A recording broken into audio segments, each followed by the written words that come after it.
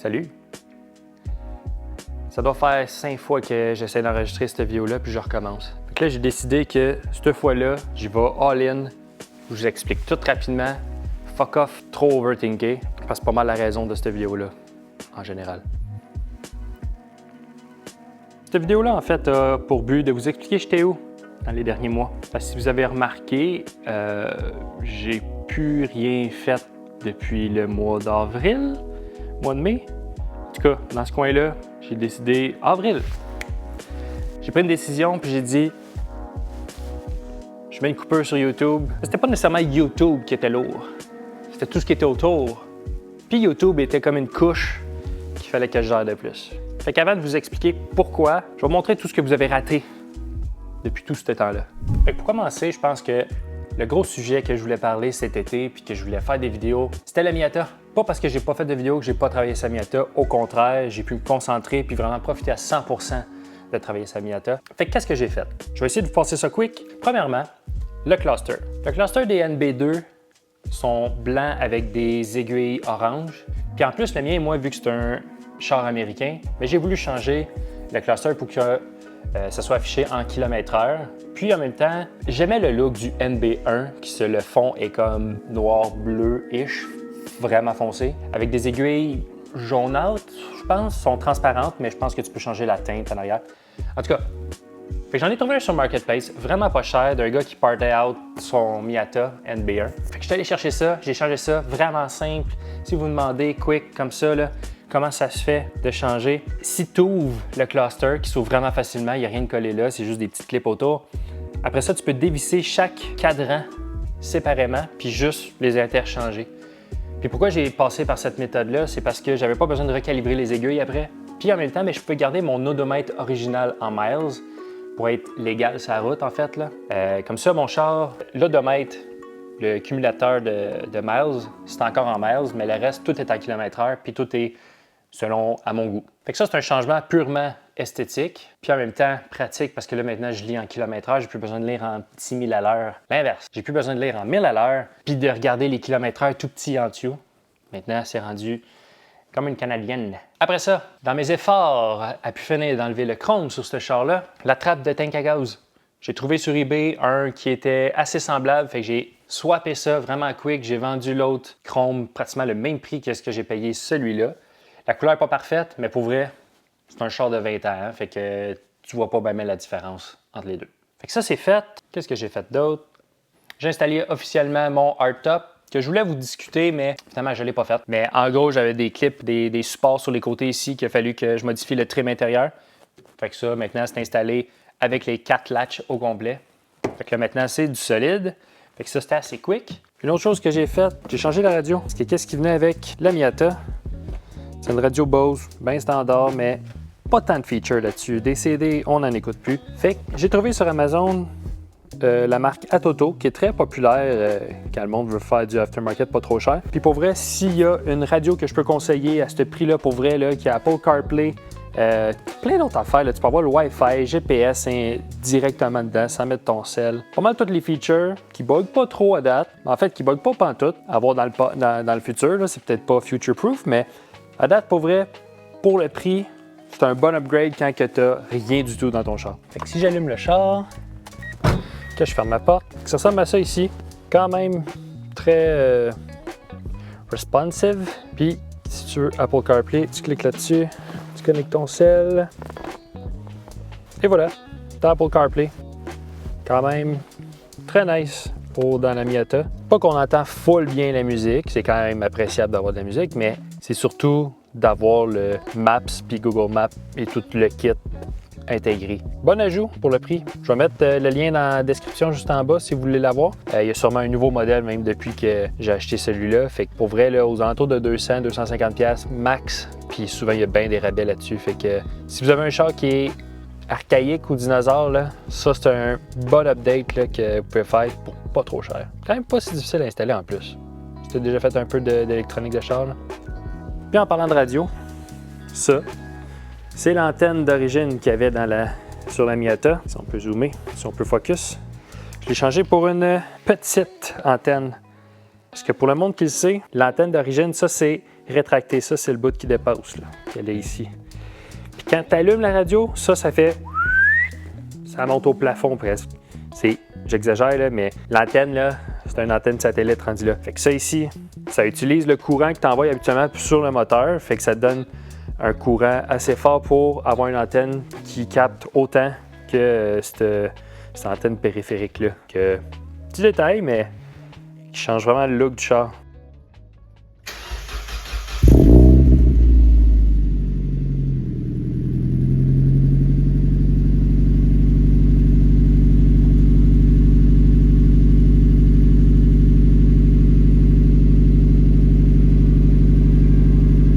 Puis là, la grosse job, la grosse chose, le gros projet que je vous parlais tant puis que je vous disais tant, que j'avais été chercher des pièces, c'était sortir le moteur du char.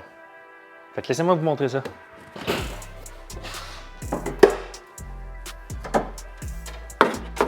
Bien, je vous annonce que je l'ai faite, cette grosse job-là.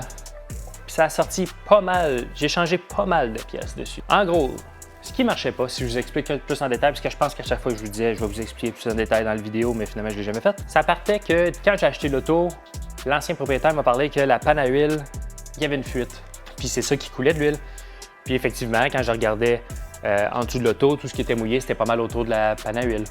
Fait que pour refaire le gasket de panne à huile, c'est soit tu enlèves le subframe ou tu enlèves le moteur. Moi, qui veux découvrir comment travailler sur les autos, j'ai voulu enlever le moteur parce que je me suis dit ça va faire une bonne pratique pour travailler sur un moteur littéralement. Fait que voir comment enlever un moteur d'un auto, puis j'avais jamais fait ça. Puis j'avais commencé à filmer tout ça. Puis c'est cette semaine-là que j'ai cassé complètement. Puis je me suis dit fuck it, je profite pas assez du moment. Fait que je me suis dit je vais arrêter de filmer, malheureusement pour vous. Puis je me suis concentré à faire le moteur. Ben, en gros, ce qui a été fait. Enlever le moteur, vraiment simple. S'il y a bien un char que je vous conseille de travailler dessus pour commencer à apprendre comment retirer des moteurs, travailler sur un moteur bien simple, un Miata pour vrai, là, ça coûte pas cher de pièces, c'est facile à travailler dessus. Ils n'ont souvent pas été dans de la neige ou l'hiver, fait qu'il n'y a rien de rouillé habituellement. Fait que ce que j'ai fait, tout est déconnecté, enlève le moteur. Fait que là, ce que j'ai changé, fait que, comme vous pouvez voir, là, ça c'est toute la liste de choses qui a été changée. Fait que soyez prêts. Timing belt avec toutes les poulies, tensionneurs, le spring, pompe à eau, 2 gasquettes qui sont associées avec la pompe à eau, camshaft seal, rear crankshaft plug seal, thermostat avec le gasket puis un O-ring, outlet cooling gasket, head cover gasket, PVC valve plus le grommet parce qu'elle m'a lâché les mains quand j'ai déplugué la hose. Le BVT gasket plus le O-ring du tube qui est en arrière, le front main seal, le rear main seal, le oil pan gasket plus les half moon et là, c'était ça je vous rassure, c'était exactement ça le problème. C'est ça que ça coulait le plus. Il y avait une couple d'autres petites fuites ici et là. J'ai fait le bearing de flywheel, pas caillette. J'ai refait le RTV de la transmission en avant sur un des covers. J'ai fait le rear trans gasket. Fait que là, en même temps, ben, ça veut dire nouvelle huile à transmission, nouvelle huile de moteur, ben oui, new coolant. Le shift boot, il y a 2 petits boots sur le shifter qui étaient complètement déchirés. C'est pas pour rien qu'il y avait de la chaleur qui passait là. Maintenant, c'est tout neuf. Les HVAC hoses, c'est bien reconnu pour que quand tu veux les enlever, ceux qui sont en arrière, ça reste collé, ça s'enlève plus, fait foutre tes coupes. Il a fallu que j'échange. Les dipstick gasket, accessory belt, puis 2 motor mount, ça fait pas mal de tour. Puis ça, la majorité des pièces, là, c'est des pièces que pendant que je démontais, je me disais « Ah shit, va falloir que je le change. Ah shit, va falloir que je change ça aussi. Ah shit, ça aussi, va falloir que je change. » Fait que j'ai passé peut-être une couple de commandes à travers toute cette job-là. Puis en même temps, j'en ai profité pour le laver le plus possible. Fait que vous pouvez voir que le cover de valve est maintenant tout propre, il est plus tout noir comme il était avant. J'ai fait mon possible, c'était tellement crasse puis tellement jammé là, que de moment, il a fallu que je décroche. Voilà. Fait que maintenant, tout est clean, tout est propre. Je connais le char et le moteur par cœur. Je sais tout ce qui est dû ou pas dû. Puis je peux vous dire qu'il n'y a plus grand-chose de dû. Vraiment une belle job d'apprentissage. J'ai vraiment adoré ça. Je le ressortirai n'importe quand. Après ça, pour partir le char, m'est arrivé la situation classique qui arrive pas mal tout le temps. J'ai tout replugué. Tout était prêt à partir, l'essence était toute reprimée, l'huile, je l'avais fait tourner un peu, fait que l'huile, je savais que c'était remonté. Tout était good. Toutes mes précautions étaient faites d'un gars qui savait pas trop qu'est-ce qu'il faisait. Part le char, 1, 2, 3, 4, 5, 6 fois. Il partait pas. Une des sensors de position de camshaft était pas complètement rentrée. Il était pas cliqué. Fait que juste ça, là, moi j'ai passé du temps là, avec le timing là, en bas à essayer d'ajuster la roue de timing, là, la petite plaquette de timing, pour finalement me rendre compte que c'était juste une ceinture qui était mal pluguée. Fait que le char est parti first shot.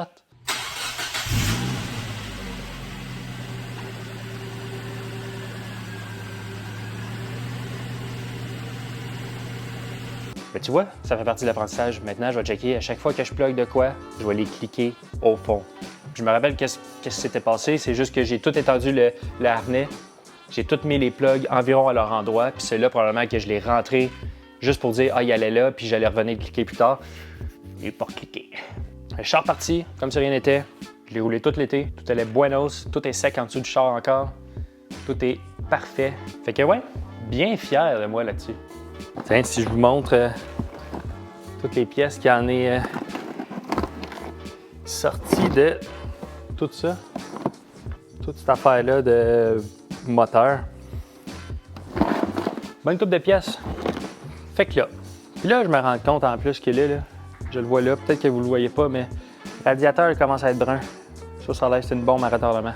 Il va falloir que je me mette sur une recherche de ça. Si vous avez des conseils pour un radiateur de Miata, qu'est-ce qui est très bon, autre que du OEM, mettons future proof, là. Disez dans les commentaires qu'est-ce que vous conseillez. Mais anyway, bon. Fait que là, sûrement la question que, bah, peut-être vous ne demandez pas tant que ça, mais moi, j'ai besoin de faire la vidéo pour me donner une raison. Je suis triste, mon café finit bientôt. Mais où j'étais? Pourquoi j'ai pris une pause? Puis pas que j'avais pas le droit, là. Pas comme si je devais plein de choses à tout le monde. Dans les dernières années, dans les 2 dernières années, la dernière année, pas mal de choses se sont passées autour de moi. Je suis devenu papa. De un bon défi, ça. L'été, pas cet été, l'autre d'avant, j'ai construit pour... J'ai entrepris un des plus gros projets à date de ma vie, qui est un bébé, mais un garage aussi, la construction du garage. Fait que ça, les deux sont arrivés dans le même été. Fait que ça m'a drainé. Après ça, je voulais vraiment filmer plein d'affaires, je voulais tout documenter ça. Puis je me trouvais bon aussi, j'étais assez assidu sur mes sorties de vidéos, puis en même temps, j'étais assidu, je sortais pas mal aux 2 semaines de quoi, mais en même temps, ça devenait un peu n'importe quoi, ce que je sortais. Puis c'est ce bout-là qui me décevait à chaque fois. Puis qu'est-ce que je veux dire par là, c'est que j'avais jamais l'impression que j'atteignais la qualité que je voulais offrir parce que je voulais sortir ça aux 2 semaines. Je suis quelqu'un d'assez créatif à la base, puis moi, mon but, ce que je voulais, là, c'est que...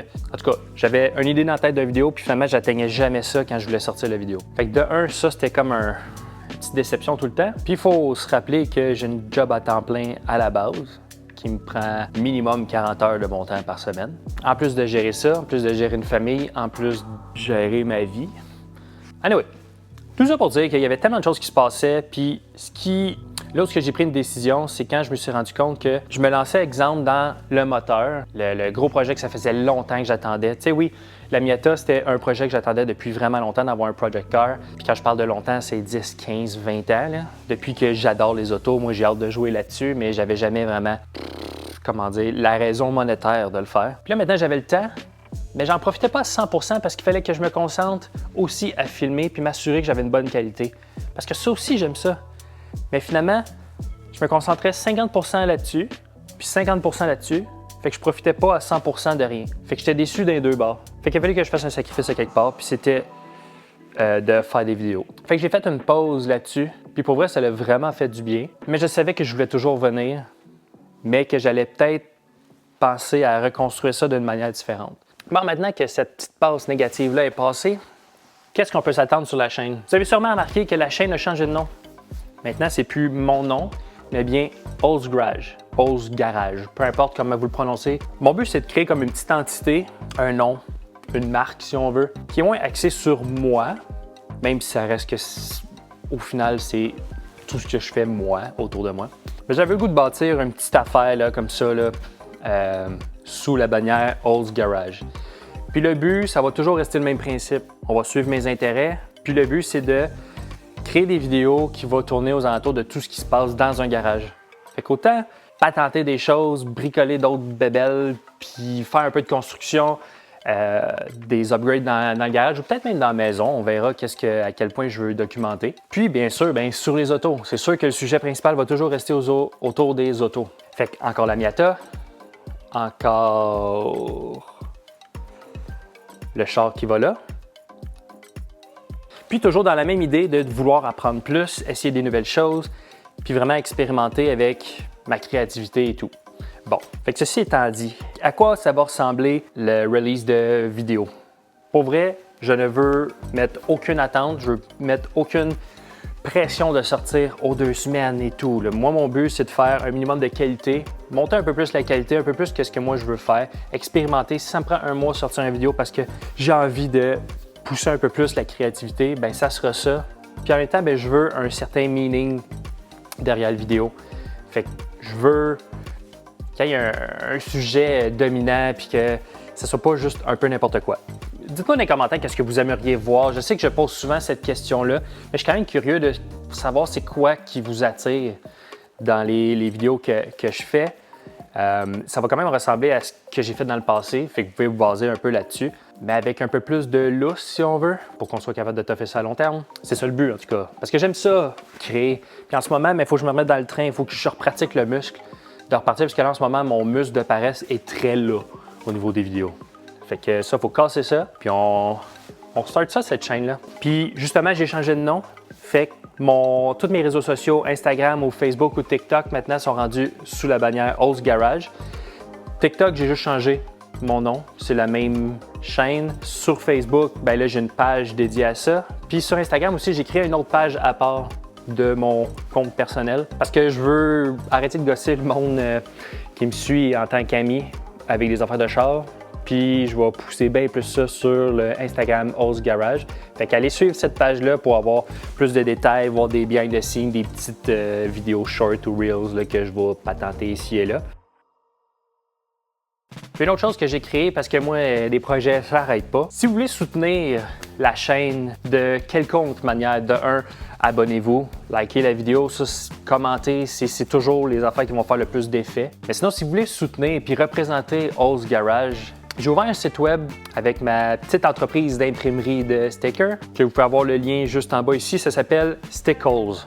Vous voyez les sujets récurrents ici? Je fais des petits jeux de mots avec le Oz un peu partout. Mais en gros, je fais des stickers.